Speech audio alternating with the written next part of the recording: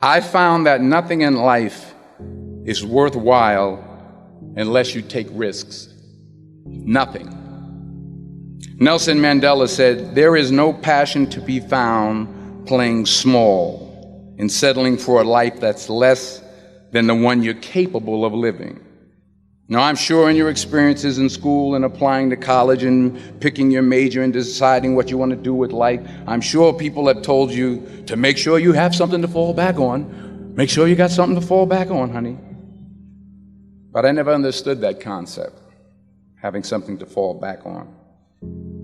If I'm going to fall, I don't want to fall back on anything except my faith.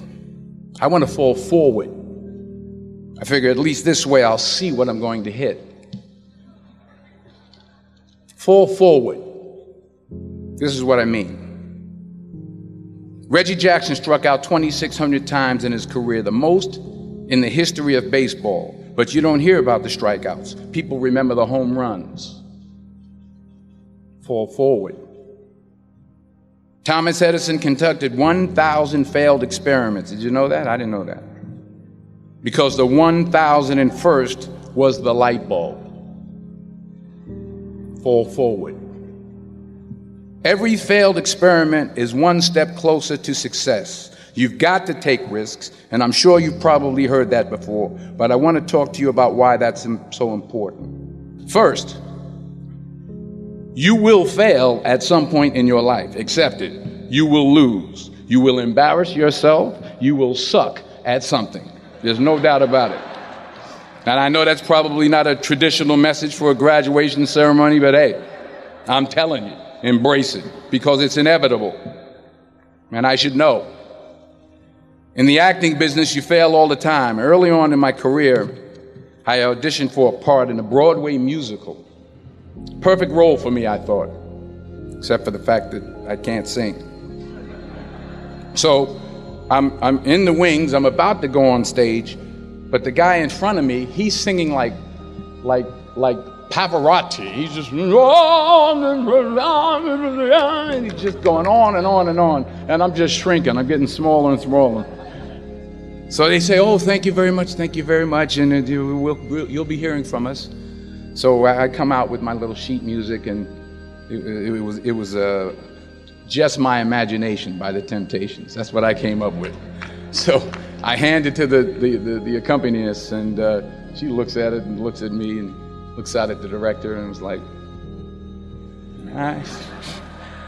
So I start, I'm going to sing. I'm like, "It's just my imagination once again, and then coming away with me." And I'm not saying anything, so I'm thinking I'm getting better. So I start getting into it.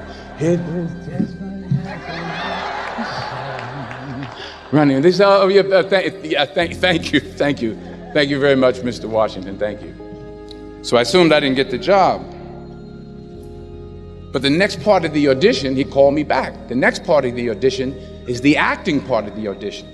Now I'm like, hey, okay, maybe I can't sing, but I know I can act. So they pair me with this guy, and again, I didn't know about musical theater. And musical theater is big, so they can reach everyone all the way in the back of the stadium. And I'm more from a realistic, naturalistic kind of acting where you actually talk to the person next to you. So I don't know what my line was. My line was, "Well, hand me the cup." And his line was, "Well, I will hand you the cup, my dear. The cup will be there to be handed to you." I said, "Oh, okay."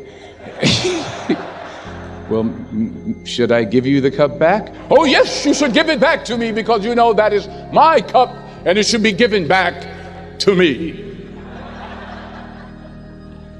I didn't get the job. But here's the thing. I didn't quit. I didn't fall back. I walked out of there to prepare for the next audition, and the next audition, and the next audition. I prayed. I prayed, and I prayed. But I continued to fail, and fail, and fail. But it didn't matter, because you know what? There's an old saying, you hang around the barbershop long enough, sooner or later you're going to get a haircut. So you will catch a break, and I did catch a break. Last year, I did a play called Fences on Broadway. Someone talked about it. Won the Tony Award. And I didn't have to sing, by the way. But here's the kicker. It was at the Court Theater.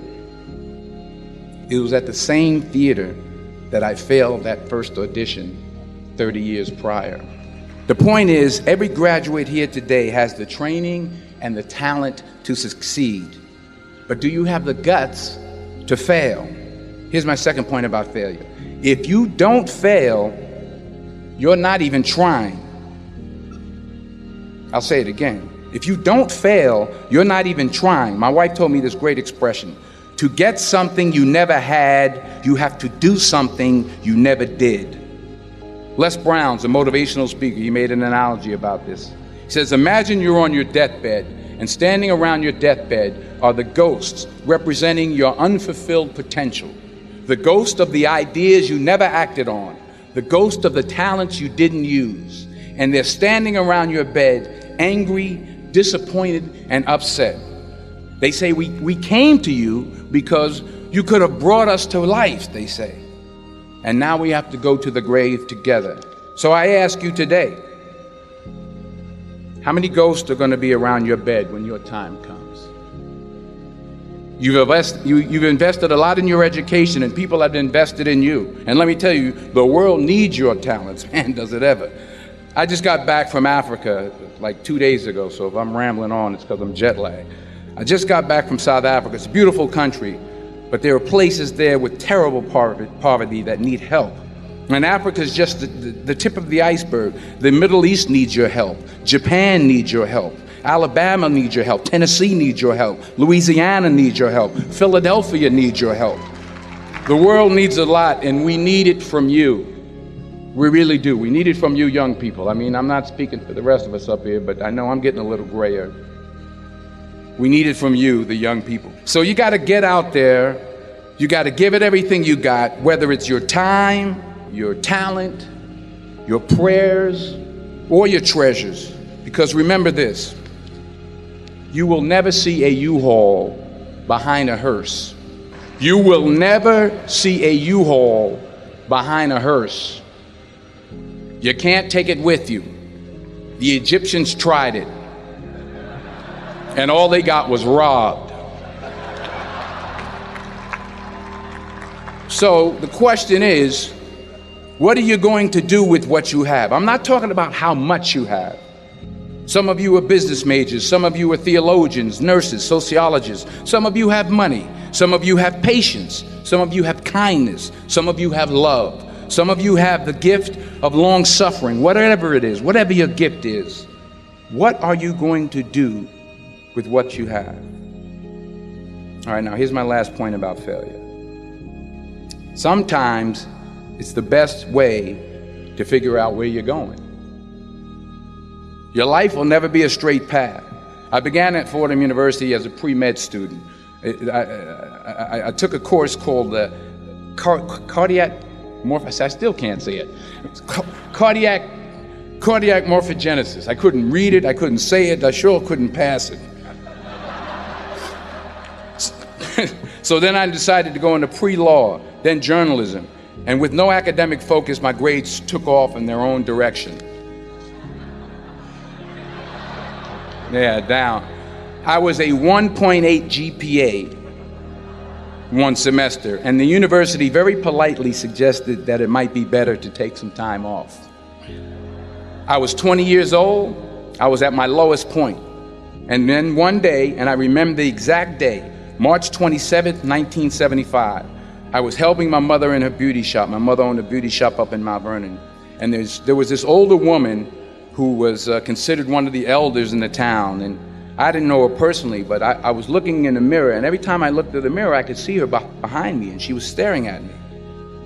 She just kept looking at me. Every time I looked at her, she kept giving me these strange looks.